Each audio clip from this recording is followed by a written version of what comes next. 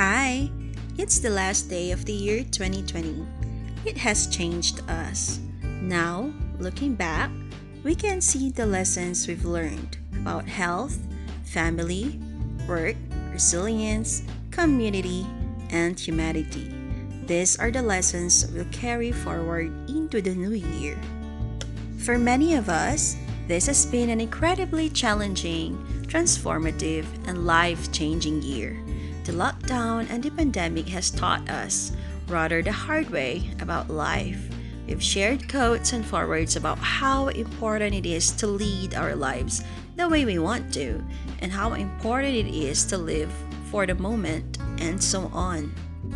It was June 9, 2020 when I started this channel. It has become a learning avenue.